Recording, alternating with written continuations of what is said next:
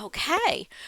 Welcome to Professor Lady. I am so happy to have my friend Dr. Katrina Michelle on today for actually my first interview on the channel. And let me tell you a bit about Dr. Michelle.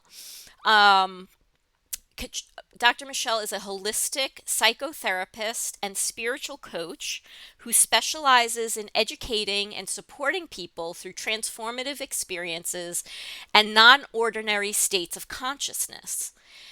Dr. Michelle has held leadership roles at prominent organizations such as the Multidisciplinary Association for Psychedelic Studies, and the American Center for the Integration of Spiritually Transformative Experiences.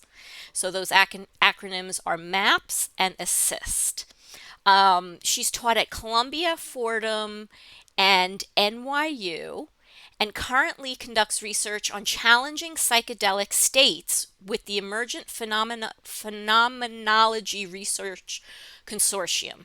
Drawing from her clinical experience and training in various modalities, Dr. Michelle helps people integrate profound experiences, whether from psychedelic journeys, spiritual awakenings, or other transpersonal states.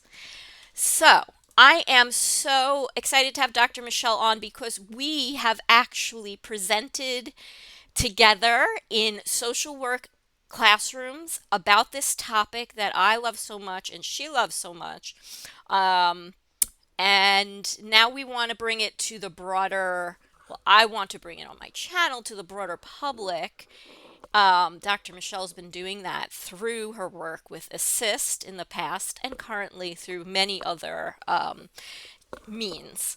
So, Dr. Michelle is my friend, so I'm going to call her Katrina through this, and you can call me Stephanie.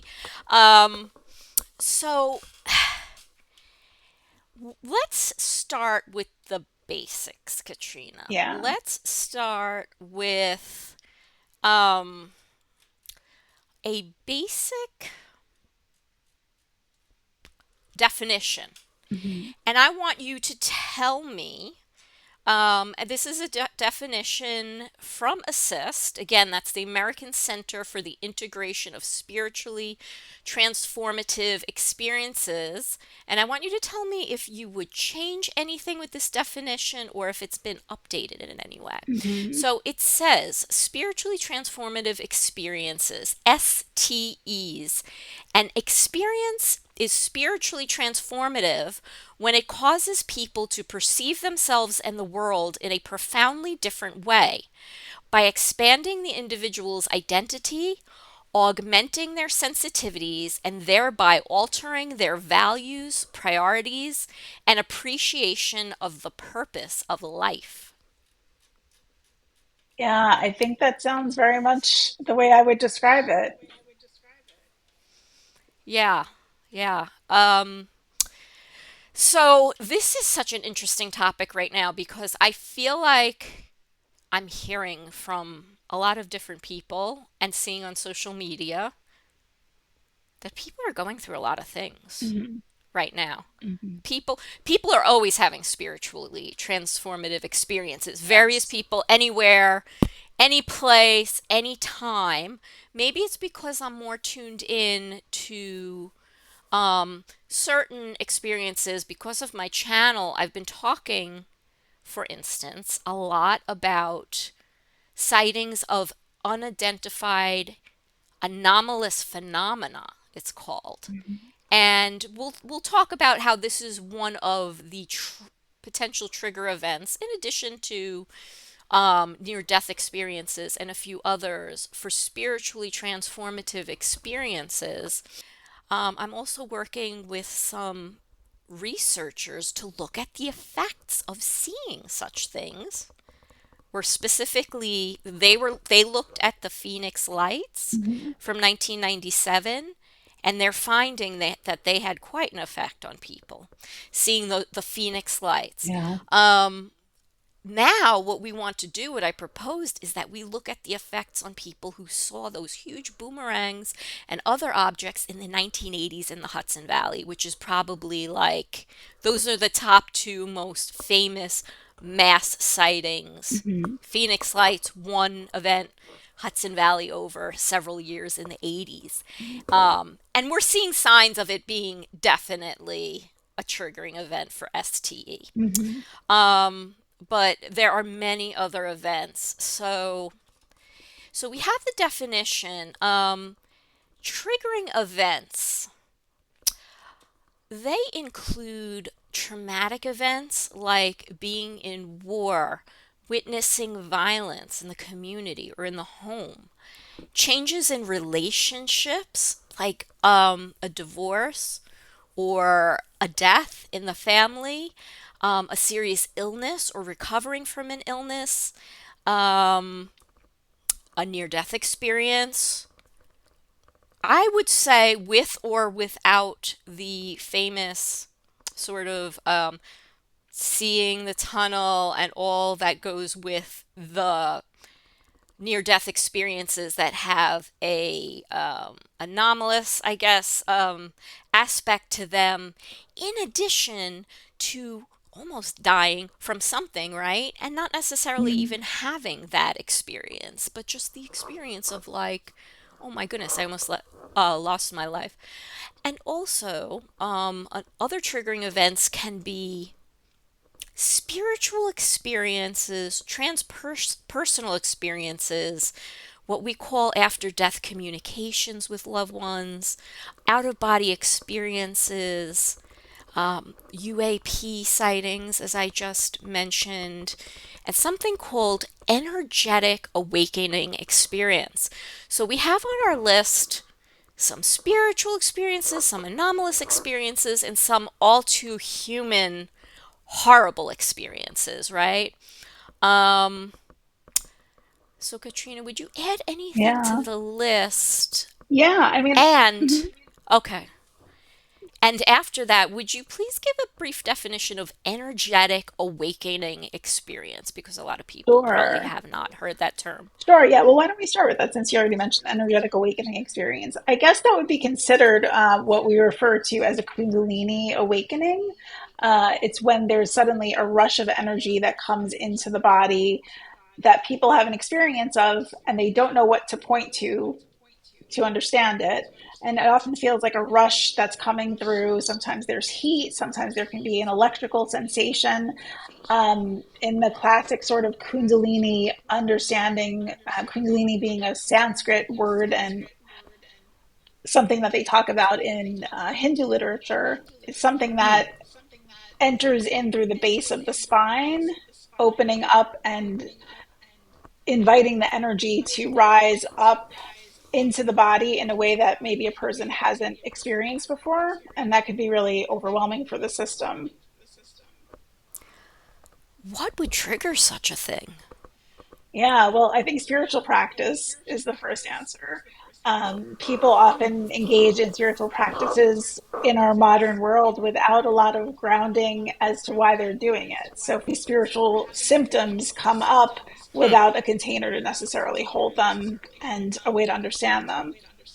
By the way, Katrina, has you have done a documentary related to Kundalini experience. You have worked on a documentary, Correct. correct? Yeah. We haven't And it's completed it yet, but we did work on it. And we met a lot of people in the process oh, of that who were going through these sorts of events because of being involved okay. in some sort of a yoga practice and having a spontaneous opening that they didn't know what to do with.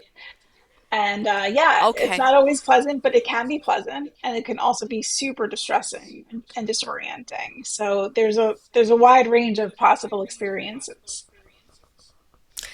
Would you say this happens to most, let's say Americans, okay, Mhm. Westerners maybe, because it could be a different thing with Eastern practice, Mhm. that this would be a surprise, or are there certain, is there a certain sort of percentage or group of people who are working towards this? happening. Absolutely. I think people are working toward it intentionally and also often Mm, without really grounded understanding of what they're doing. I think pop culture has a way of encouraging spiritual awakening that is essentially a spiritual bypass, meaning psychologically we're trying to heal something by working on the spiritual self.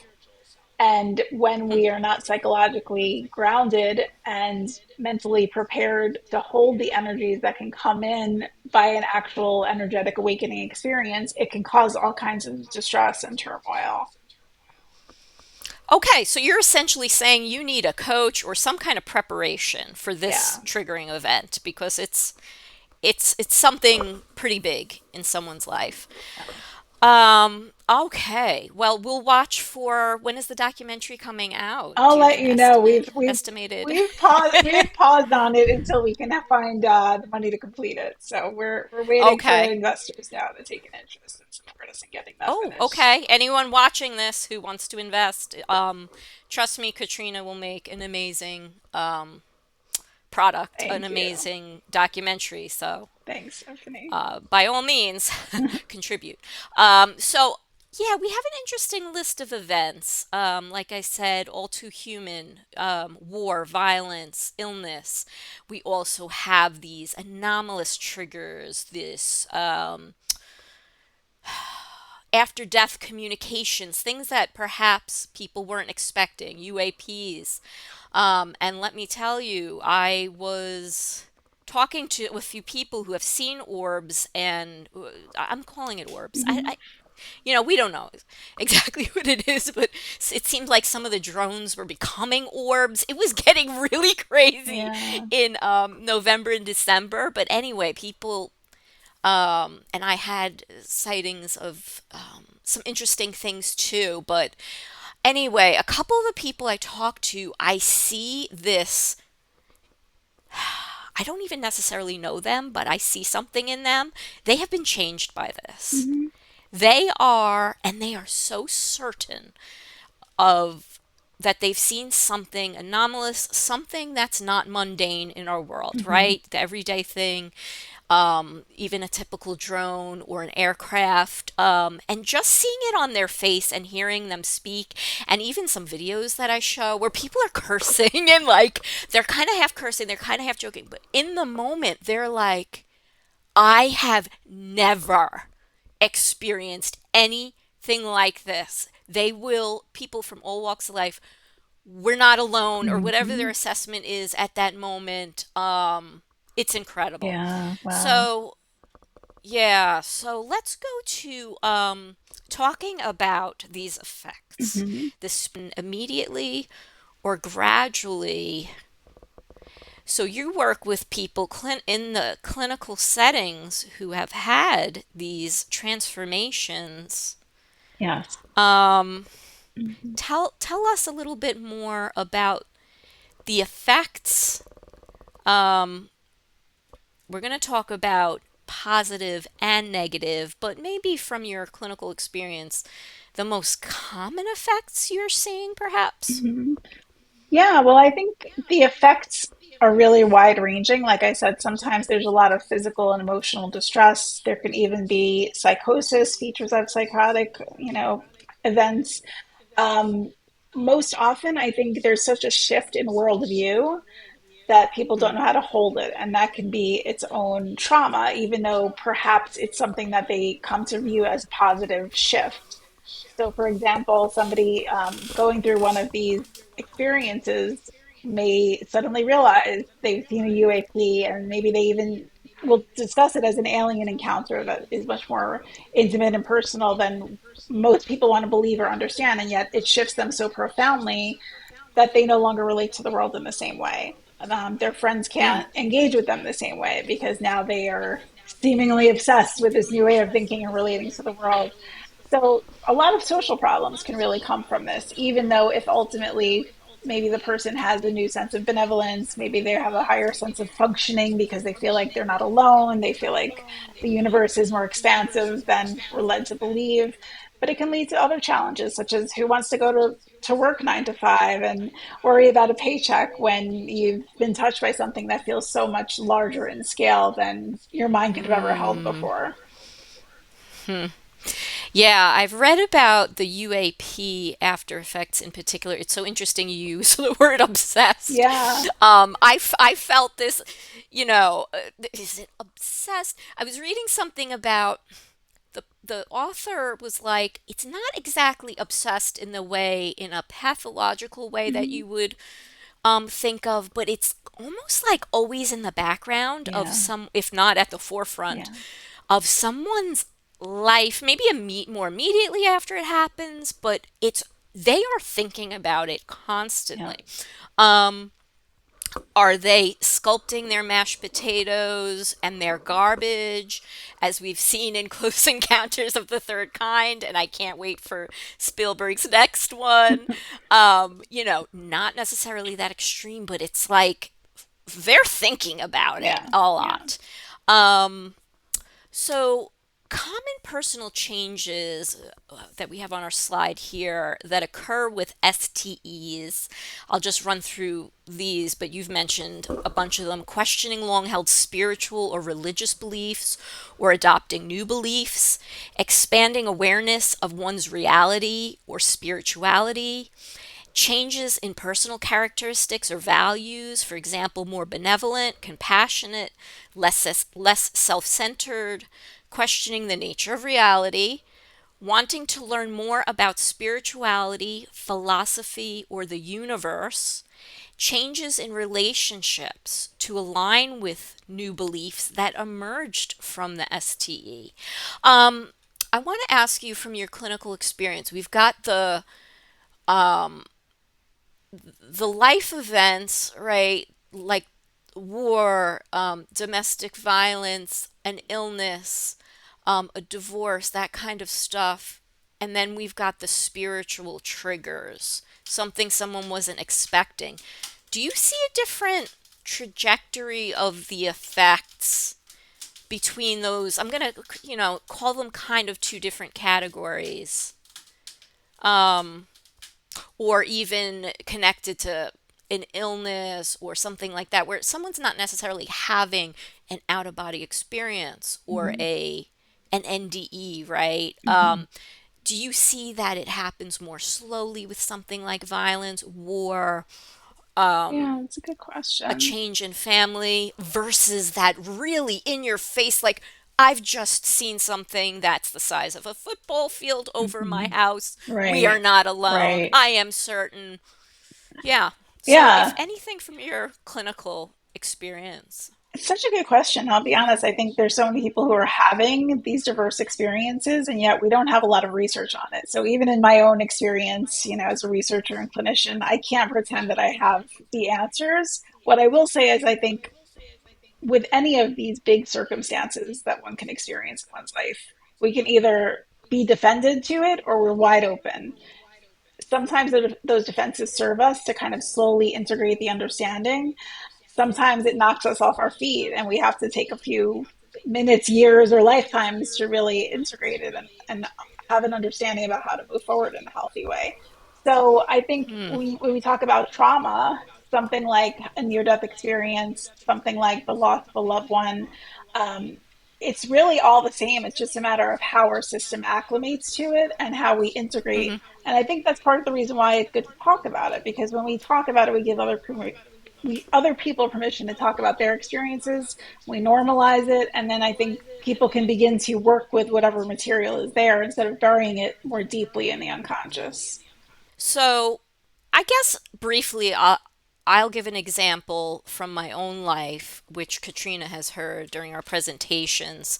But that was a depressive experience. It's called major depression. Now, this is not like, whoa, that was like, this is a clinical term, like major deep Mm-hmm. depression, where you're very sick. I had that for about 3 months my senior year of college because I couldn't get a treatment quickly enough. It ended up being, we can debate, depression on Mhm. another day, in terms of, is talking better, is medicine better, is the combo better? Some people, it runs in my family, anxiety and depression, and I needed a particular type of medication which my other family members had taken, and it was like miraculous. So some people need something quickly, just a medication. Other people have a depression that can be triggered by certain events, and it's not so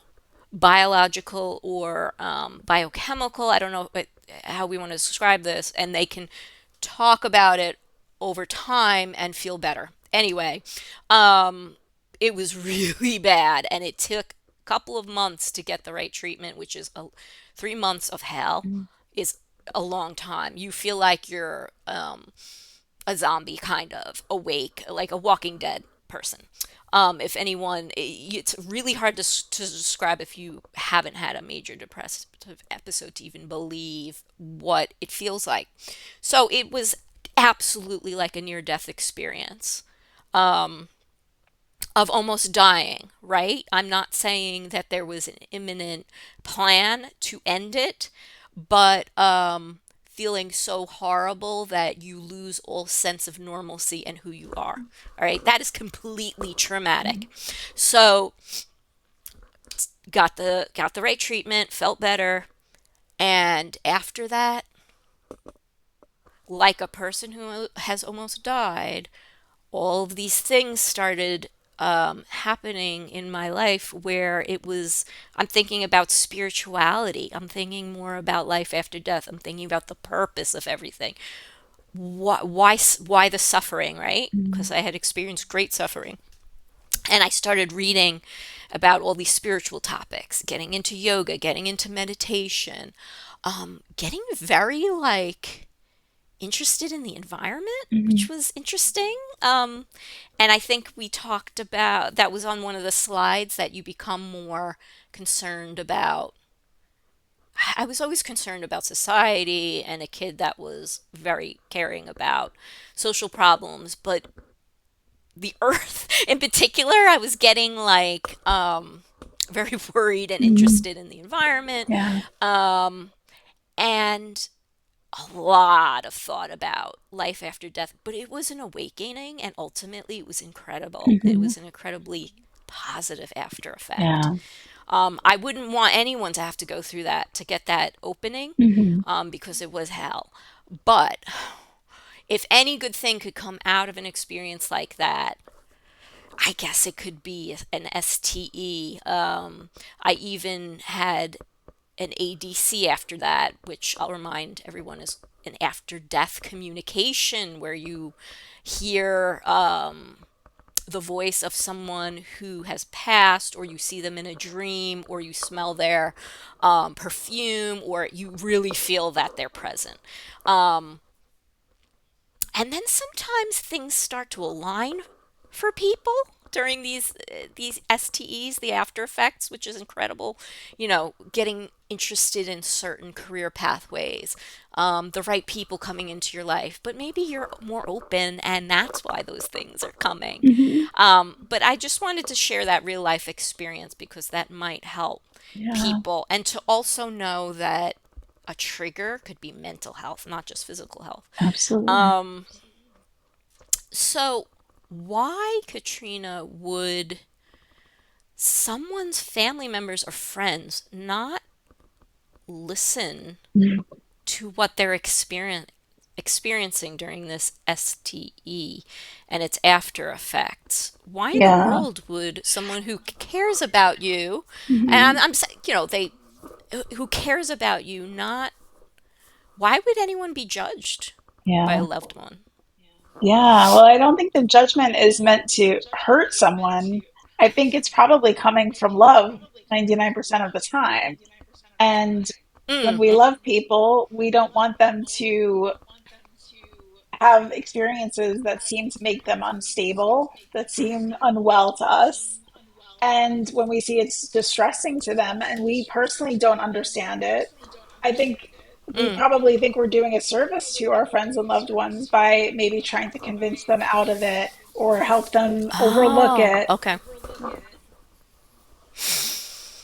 What if they're just experiencing changes where they're just interested in new things and their values are shifting, but it seems to be positive?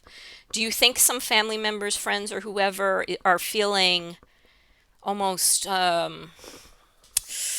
insecure because of this, because they're not moving in that direction with them, or like that they're going to be shut out in some way? Yeah, I mean, that makes sense, right? We generally like stability, and when the people around us start to change, it forces us to be uncomfortable and to confront that change within ourselves too. So sure, if your best friend is suddenly, going through an experience that makes them change their whole identity, but this is somebody who's essential to your identity, you're going to be very uncomfortable with what they're becoming because it affects you intimately.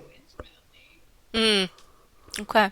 So it's not necessarily that they're acting crazy, like they haven't developed a mental illness per se where Mhm. they're imagine hallucinating or becoming OCD behaviors or developing bipolar disorder. I just want to make sure that people understand that that's not what we're talking about. That is a Mhm. mental those are mental health issues, and Mhm. they could be people could have those before or after an STE.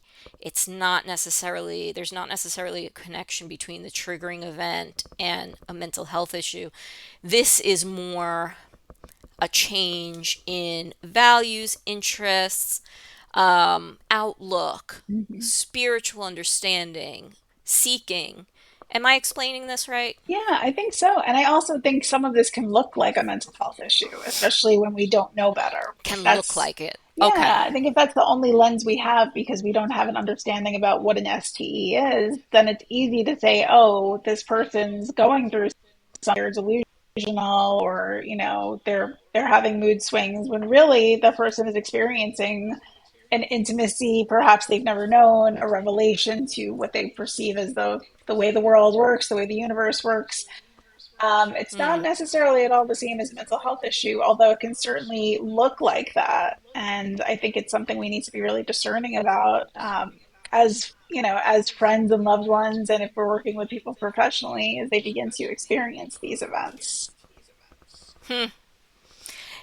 is it the fact that someone could have an NDE, a near death experience, and actually develop depression because they want to be there?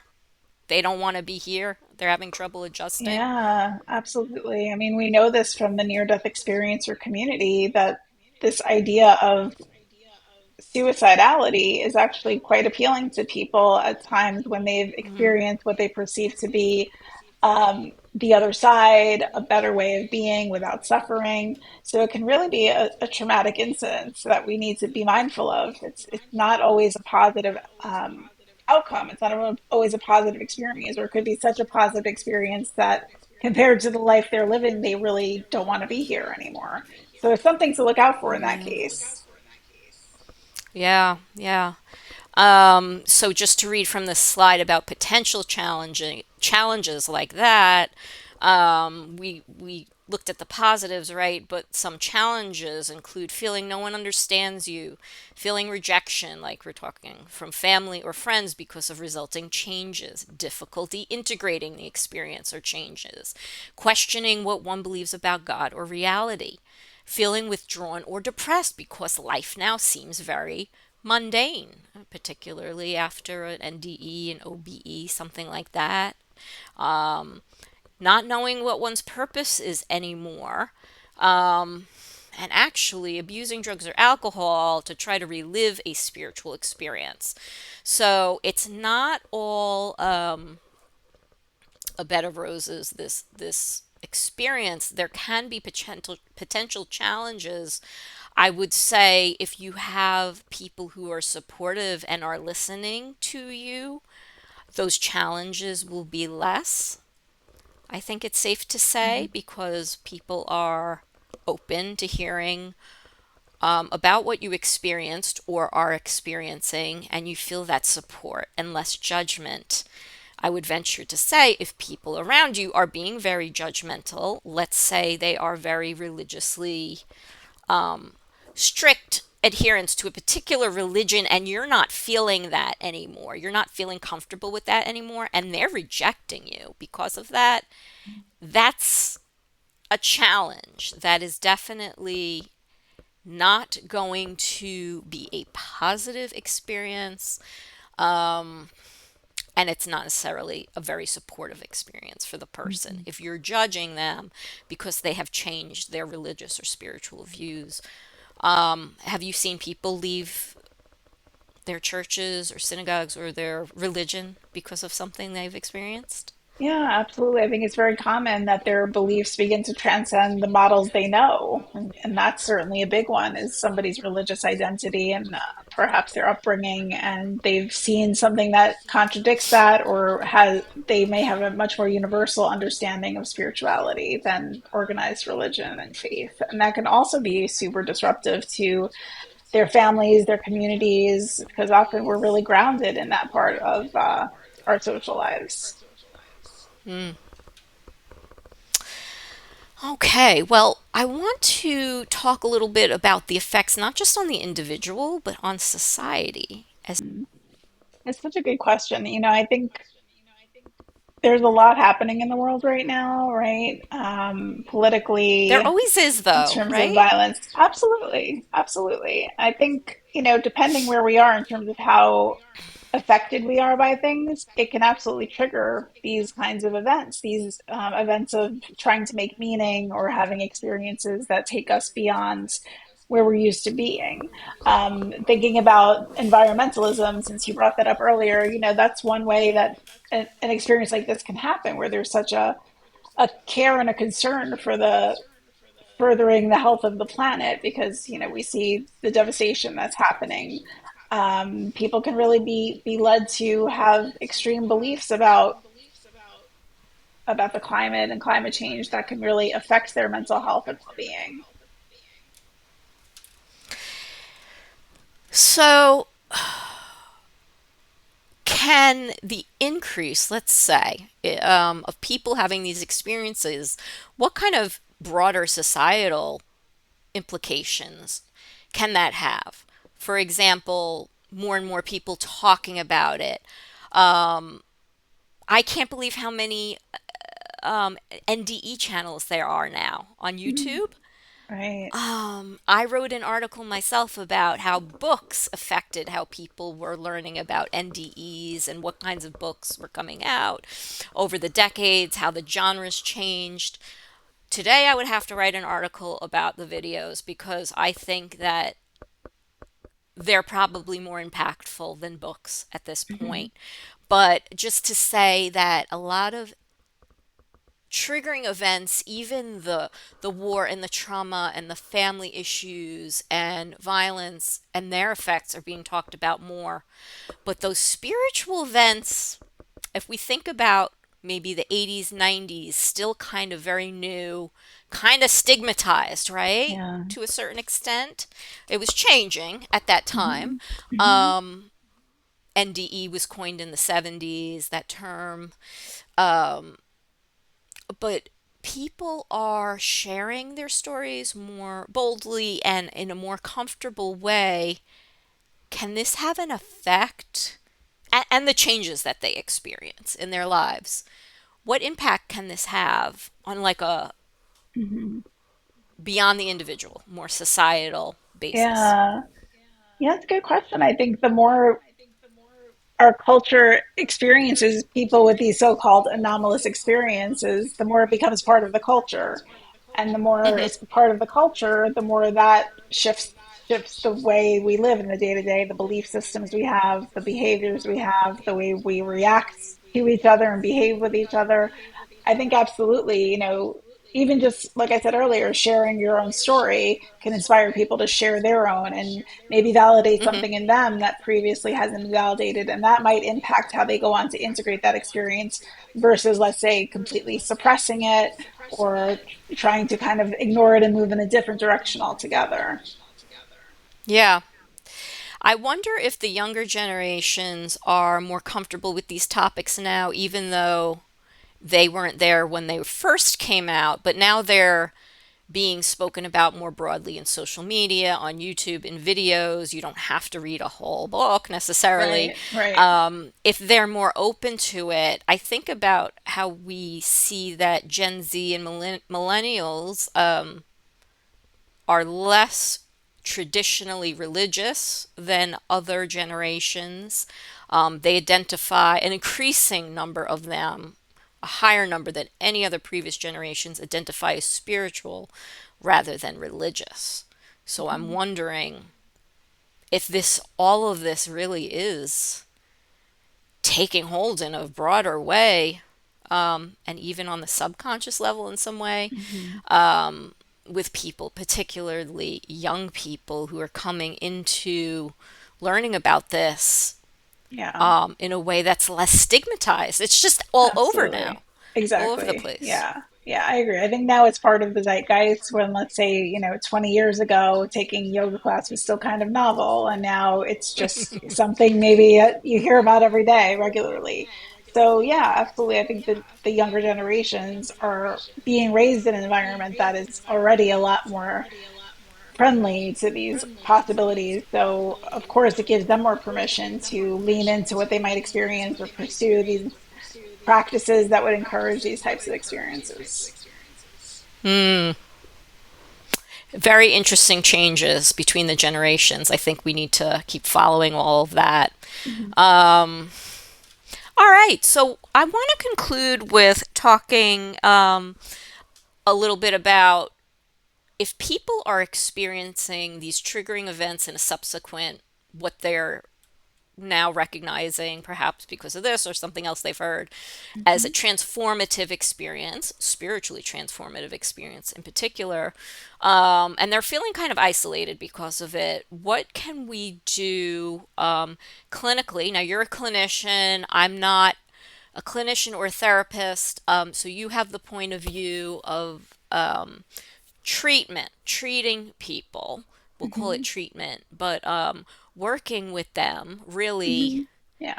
Yeah. when they're experiencing these things. What kind of, can they go to any kind of therapist? Would you Mhm. recommend like online, something else? How can people get help if Yeah. they're really feeling challenged with this? Right. It's such a great question. And I would love to be able to say maybe any kind of therapist can support you. But I think what's more true is that there are specialists in this area, whether they're mental health professionals, whether they're coaching professionals. There are a number of organizations Mm. that are working with people to help them understand and serve other people going through these experiences in a way that is not pathologizing and it's not necessarily treatment. It's more treatment and integration support, and ideally helping people to use what their experience are to help them to grow. Mm. Help them to grow. Okay. Um, how would you help someone who's feeling isolated and their friends and family are kind of like Yeah. shunning them because of these changes? How could you possibly Mhm. help a situation like that? Yeah, and this is the meaning of integration, right? Integration is Mm-hmm. taking whatever experience you've been through and really weaving it into your life in a new way. So it takes away the comfort and convenience of being in the old skin that we wore, having the same friends, the same communities, the old values, and the challenge and the support comes along to work with the experiencer to really help them think about, well, what can I do now? Can I connect with communities who share this new worldview? Can I see myself in a different way? Can I act within the world in a different way? Can I act more in service? Can I show up in a way that's more authentic to me now? And Mm. even though there might be relationships that struggle because of this, I think it's important to note that there are always new relationships to be had, new communities who can understand this, and really finding that neutral person that can support you is going to aid you in wherever you need to go with this. Yeah, and that's really important. It's ultimately, dare I say, not okay to reject someone because they're having a spiritually transformative experience triggered by a particular event. It may not be a healthy relationship anymore. Like anything in life Mhm. about your identity that's Yeah. being canceled out, or like you're being told, well, this happens with UAPs. Mhm. Online, it was incredible during the drone thing in New Jersey. You had these very aggressive bot like, I think they were humans, but maybe some of them were bots, but it's like, you saw a plane, you idiot.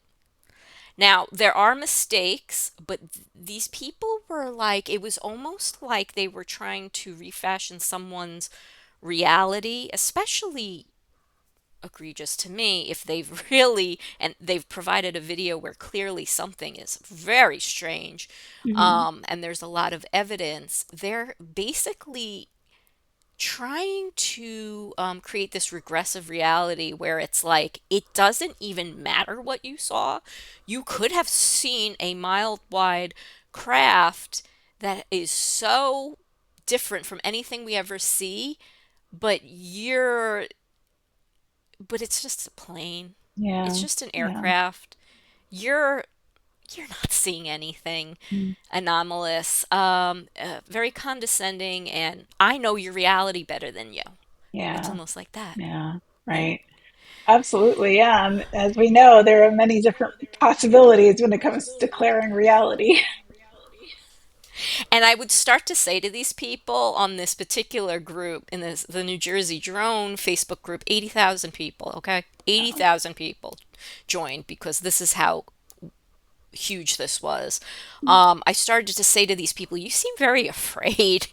The people who would like over and over, just with just hearing any kind of experience, snap to the judgment that it's an aircraft, Mhm. and that what they saw didn't have any ounce of Yeah. mystery, or even if Yeah. ultimately it was found to be Right. something mundane, I suppose.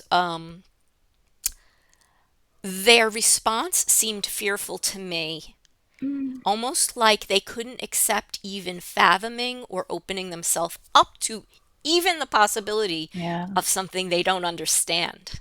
Yeah. And It's a defensiveness, it right? is, Defensiveness. it's a defensiveness. And also we have to have compassion for them too, because our defenses are Yes, there to yes. protect us. And this can absolutely be ungrounding, unsettling, frightening, and Yeah. transformative in a way that many of us aren't ready to transform. So it's a big deal to But a look at lot of something through them, a new lens. yes, a lot of them would never admit that. And the way they were Yeah. doing it was stigmatizing people, which I didn't Oh, like. that's, of Um, course. Yeah. but I was trying to say, like, I think you're scared of like a different Yeah. reality type of thing Yeah. going on here. Right. But people are at different places, even before an STE, right? So some Hmm. people could integrate it. I had the interest in things before what happened to me. Hmm. So I had the thought of looking into certain things about the afterlife, NDEs, all this stuff during the STE effects that I was experiencing, because I had already been interested to a certain degree, and I didn't Yeah. feel self stigmatized. Uh-huh. My family, my friends generally would have been open to that stuff, Yeah. but I could see how it could be very isolating. Hmm. So I want to thank you for specializing in helping people integrate STEs. And would you say that the majority of therapists would be skilled in helping someone with this, or do people have to be somewhat careful who they go to? I think it's important to be careful who you go to. You know, even a well meaning therapist who is not trained in this can possibly do harm, and it is something we need to be mindful of. So I would suggest, yeah, ask around, look for therapists who've had their own experiences, ask around communities who are sharing their experiences. There are a lot of therapists out there who are trained and familiar with the possibilities and the language around them and how to support people in the best way. On that note, I want to thank Dr. Katrina Michelle for spending this time with us to talk about her specialty area of treatment and research, spiritually transformative experiences. I know a lot of you are having some interesting experiences and changes at this time, and I thought it was an appropriate time to talk about this.